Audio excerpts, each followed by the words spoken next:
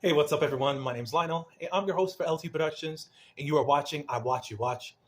We are covering the Real Housewives of New York. I'm trying to figure out what I'm going to title this because I'm not really going to cover the reunion, but kind of a wrap up. What I will say about this season, I don't think it was a total flop. Let me just get that out the way. Is there a lot that they can work on? Yes, completely yes. Of course, we did like the season when it started out, and then all of a sudden they got focused on some of the weirdest things. To me, it felt like they were trying to make certain things happen that just wasn't moving. So I still see the potential. Do I not like some of the people? That's correct. um, would I say anyone needs to go? I don't know. After looking at the reunion, Sai saying some answers, but I don't know if I trust that because all this season she didn't want to say anything. I'm good. I'm healed. I'm that. But then she confessed. But it wasn't out of a confession like she came to a realization there at the reunion. It was just like, I am this way. I've been covering everything because really of the things that happened to my mom, I feel guilty because I didn't help her enough. It's like, so now you know that well, we already knew that you already said you had no empathy, but when people are telling you things, giving you gifts, how in the world, if you know that you're not used to people giving you gifts and all of this other stuff, why would you come to the conclusion that someone's trying to get you to influence people? Where did that come from? But it's not like you actually went to Jenna and said, hey, you know, are you trying to make me get into influence, or what are these gifts behind? Jenna did say that no, she had these old gifts. They were from old collaborations, but no, nobody was going to. I wasn't going to have anyone publicize the gifts or anything of that nature because she's not even in collaboration anymore with these certain companies. So it's like you went to a place as if you're not trusting of people. What makes me so confused about Sai is because the things that you ask and demand of other people, you do not give. So it's like, do I want to see you again? I don't know, because I just think that you are a shitty person. And because you're not healed, you said you never went to therapy before. And you're going to call the reunion therapy. For what? Because you cried? No, you need a lot. I started with you because I don't know why, but you need a lot of stuff that reality TV is not going to give you. And those women did not deserve what you did do and what you brought out. You're talking about you bring out or want to show positivity and happiness like you're not happy. And we all saw that. And you suck. As a woman, I guess you are pretty good in your home. I guess you give something else, but I'm sure if you don't fix yourself, your family's going to suffer. And probably David's like the opposite of you. And that's why he's able to deal with you by some chance. It's that whole yin yang type of situation that is going on. Because I'm trying to understand you guys' relationship. She did say how they met. And although reports say that he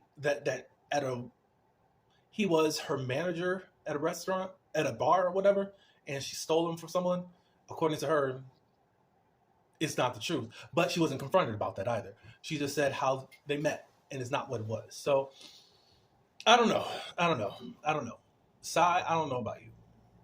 Because you would think that Jenna is the most difficult person to try to formulate a relationship with, and she's not. She's actually putting forth effort. And I just think that you're fake. Aaron, you're fake in a way because you want to start ish, but then don't want to own it. The one thing that Sai and Aaron did, they hurried up and apologized, like before anyone could really say anything. From Jessel, anyone, I'm sorry. I was being a B. I was being this. I'm like, you don't really take accountability. Not from what I see.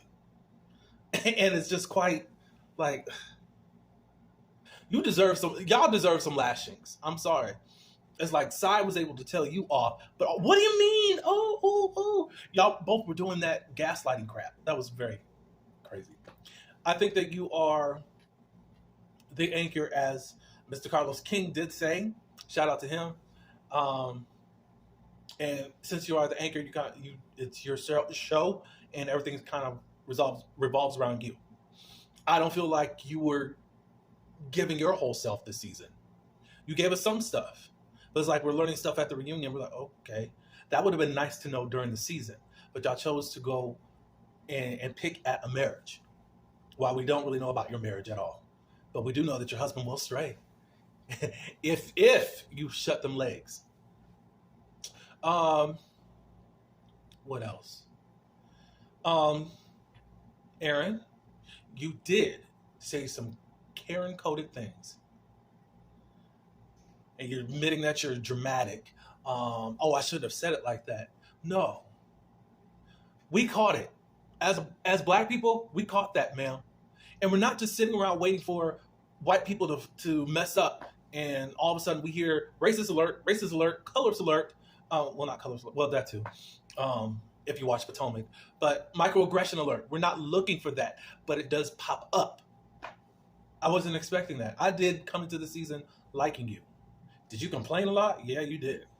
It's like, I don't understand how things could be a joke to you, but when people joke on you, you don't like it. That's crazy to me. Oh, let's see. Erin could stay, but she lies a lot. She doesn't like to admit to stuff, but I think that she just apologized for stuff just to get people off of her tail before they really even got on it. Sorry. Just so I love you. I think you are unique, and you're just really showing who you are. Possibly you did have, I think you were middle class, and you don't have the fortune of Aaron. They were too busy trying to trip her up to say, oh, you couldn't possibly have come from obscurity. It's just, and I tweeted this, you don't have to struggle just because you don't have, you can't say that somebody is struggling or not struggling because they don't have food stamps and WIC. Whatever level you're at, it takes work to get there. If anything was handed to her, if she was actually a Nepo baby, then let's talk about that. But nobody can prove that, and nobody's even said that. You guys are wanting that to be her testimony because of how downtrodden and traumatizing Asai and Brent's upbringing was. It's like, no, you don't have to do that. I can give an example. Beverly Hills 90210. Shout out to anyone that watches it or watched it back in the day.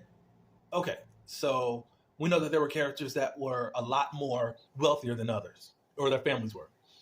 It's like you had Steve and Kelly. They had all the money in the world. Dylan was a trust fund dude. Donna, she was a spoiled girl. Brandon and Brenda, they had wealth, but their family was very structured, and they couldn't really just be these Nepo babies because really they grew into that and not it actually handed to them as far as just living wealthy. Andrea Zuckerman, she really was the one that got through life because of her brains. She was getting scholarships and things of that nature. She actually had to lie and say that she was living with her grandmother in order to go to the fancy Beverly Hills school so that she could be a part of the programs. So I know it's not the same, but at the same point, everybody's not at everyone's level. And some people have to work harder than others, even at, let's say, middle class. Middle class gets the shit of everything, if I can say that quite clearly. You know, we're not getting help from either, from the rich or from the government. And you got to work your arse off. Sorry. I did talk about Jessel. Jenna, I still like you. I think if you do come back, I think you got to get more involved with these ladies. I think that's your only hang up. But I love how weird you are. I'm weird. And I love that that's you. I think you were the most vulnerable and you shared a lot. And I didn't know who you were until this show. And I still haven't even researched you, but so many people give you homage, and I'm seeing photos of you everywhere. I've seen you on Oprah and all that. I had no clue who you are. I'm still going to search you out just to see who you are, but I just trust what you gave us on the show. I don't believe that you have to be a power woman within a friend group. She doesn't have to be Jenna Effin Lyons. Here, she can show some boss stuff, but in a friend group, you're not going to be that, and that shouldn't have to be her characteristics. That shouldn't have to be what should be displayed or expected. Sorry. Let's see who's left. Uba, it's like you're a nice person, but I just have not seen housewife material. I think you were the only one that was trying to really get stuff started at the reunion. It seemed off, but Andy didn't even want to play, and I think that was a disadvantage because it makes you look stupid. But no, you were trying to actually have a good time at this reunion. It was very monotone, and of course there was a bunch of crying. I think every woman, except probably Jessel, cried. That's not the type of reunion I'm used to. So we missed out on a lot of you, Uba, and what was displayed even during the season is not enough. I'm sure you're going to come back because people are talking about you right now.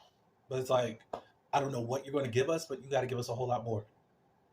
Bryn, you're cool. Everybody's going to keep you around because of your type of personality. It works for you, but then it's also annoying to the viewer. Because after a while, when you start repeating everything about you in a way that's just like, okay, I can't even take you seriously. And you have dumbed yourself down into this role for men and also this role on the show. And it's like, ugh. I don't mind you being playful, but does it have to be your whole personality? Does being so sexual your real personality? And I don't really think so. I do think that you tell on yourself often. And I think you've been through quite a bit of trauma. When you said something about a hot cousin,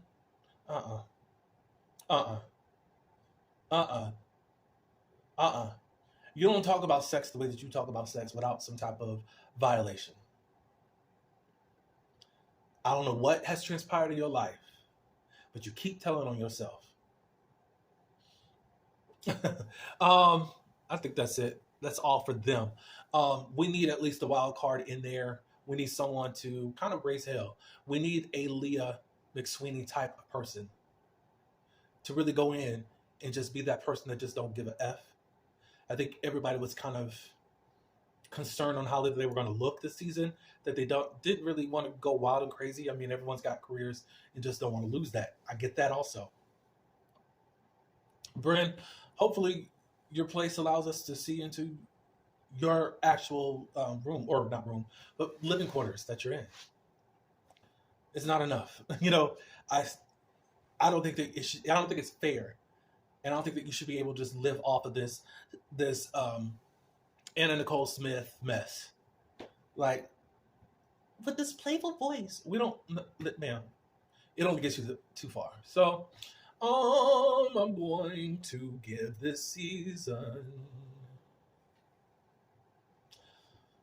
I'm going to give it a D+. That reunion was crap. I don't even know why Andy didn't try to at least amp up the entertainment, because you had some shady questions. But I'm going to say this also with Bryn. Bryn I'm going to say, who else was, let me just say this. Aaron and Jenna, you did say some microaggressive stuff. Everybody's, I didn't mean that. You did say it.